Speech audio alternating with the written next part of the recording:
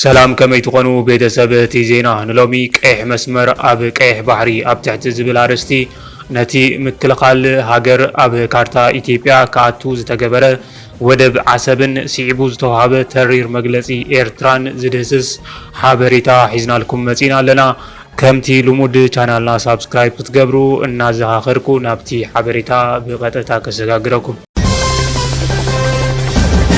ላዕሎት ወታደራዊ ጀነራላት ኢትዮጵያ በቀዳም ሰለስተ ጥሪ ንግዛት ኤርትራ ቆርሚሙ ናብ ኢትዮጵያ ጠቅሊሉ ዘቀረበ ካርታ ሒዞም ብምራዮም አዘራረቡ ኮይኑ ቀኒዩ እዚ ፍጻመ ክልቴን ሃገራት ብሰንክቲ ኣብ ዞባ ቀረባታት ዓመታት ኣትሒዙ ኢትዮጵያ ክተቅርቦ ዝጸንሐት ሕቶ ዋንነት ኣፍ ደገ ባሕርን ንላዕላውነትን ነጻነትን ኤርትራ ኣብ ሕቶ ዘእቱ ትራኸታትን ናብ ሓድሽ ኩናት ከያእትዋ ከቢድ ስጋት ኣብ ዘለወሉ እዩ እዚ ዝኸውን ዘሎ ኣብቲ ብላቴ ኣብ ዝተባሃለ ወታደራዊ መሰልጠኒ ኣብ ዝተኻየደ ስነ ስርዓት ምረቓ ስልጠንቲ ወታደራት ሓላፊ ኣሃዱ ፍሉይ ስርሒታት ሰራዊት ኢትዮጵያ ሌተናል ጀነራል ሹማ ኣብዴታ ምስ ካልኦት ክልተ ጀነራላት ሒዞምዎ ዝተሰኣሉ ካርታ ኣብ ልዕሊ ኤርትራውያን ሓያል ቁጥዐ ዝፈጠረ ክኸውን ከሎ ሚኒስተር የማነ ገብረ መስቀል ድማ ብመንገዲ ኤክስ ምላሽ ይብሉ እቲ ካርታ ዓሰብ ንዝርከቦ ክፋል ዞባ ደቡብ ቀይሕ ባሕሪ ኤርትራ ጨሪሙ ኣብ ግዝኣት ኢትዮጵያ ዘጠቃለለ ክኸውን ከሎ ኣብ ወግዓዊ ገጽ ማሕበራዊ ሚድያ ሚኒስተር ምክልኻል እቲ ሃገር ተሰቂሉ ተራእዩ ነይሩ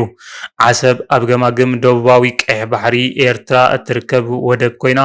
ኣብ ግንቦት 1991 ኣብ ኤርትራ ዝነበረ ጎብጢ ሰራዊት ኢትዮጵያ ብሓይልታት ህዝባዊ ግንባር ሓርነት ኤርትራ ተሳዒሩ ድሕሪ ምውፁእ ኢትዮጵያ ወደብ ኣልቦ ኮይናያ ተሪፋ ሚኒስተር የማነ ኣብ ምላሹ ድኹማት ፖለቲካዊ መራሕቲ ሰልፊ ብልጽግና ምስ ላዕለዎት ወታደራዊ መራሕቲ እንሆ ኣብ ጽባሕ ጅማር ዓመተ 2026 ጀሚሮም ነቲ ዘይ ሓላፍነታዊ ምትኽታኹን ኣጀንዳ ኩናትን ይደፍእሉ ኣለዉ ክብል ነቒፉ እቲ ኣዕናዊ ፕሮፓጋንዳ ብክልተ ኣገባባት የሰግሙ ኣለዉ ክብል ዝኸሰሰ ኣቶ የማነ ብሓደ ወገን ነቲ ኣብ ውሽጢ ሃገር ዘሎ ህዝቢ ዝዓለመን ኣብ መራኸቢ ብዙሃን ዝዝርጋሕን ብግልፂ ኣህጉራዊ ሕጊ ዝጥሕስን ንላዕላዊ ገምገም ባሕሪ ኤርትራ ዘጠቃለለ ናይ ሓሶት ካርታታት ኢትዮጵያ ይተኻትኽ ብኻልእ ወገን ድማ ንወጻተኛታት ክዛረቡን ከለው ንነብሶም ከም ግዳያት ኮይኖም ይቐርቡን ነቲ ዘይሕጋዊ ጠለብ ተበጻሕነት ባሕሪ ከም ነብሰ ምክልኻል ብምቕራጽ ከመኽኒዎ ይፍትኑን ክብል ጽሒፉ ሚኒስተር ጉዳያት ወጻኢ ኢትዮጵያ ጌዶን ጢሞቴዎስ ናብ ዋና ጸሓፊ ውድብ ሕብራት ሃገራት ኣብ ዝጸሓፎ ደብዳቤ ይኹን ኣብ ዝተፈላለየ ኣጋጣሚታት ምስ ኣምባሳደራትን ወከልቲ ውድባትን ኣብ ዝገበሮ ርክብ ንኤርትራ ብኢድ ኣታውነት ክኸስስ ተሰሚዑ እዩ እቲ ሚኒስተር ጉዳያት ወጻኢ ሆርን ሬቪውን ዩኒቨርሲቲ አዲስ አበባን ኣብ ዘዳለዎ መድረኽ ፖሊሲ ወጻኢ ተረኺቡ ኣብ ዘቕረቦ መግለጺ ንመንግስቲ ኤርትራ ካብቲ ኣብ ልዕሊ ኢትዮጵያ ዞባ ቀርና ኣፍሪቃን ዝኽተሎ ጉጉይ ፖሊሲ ክወጽዎ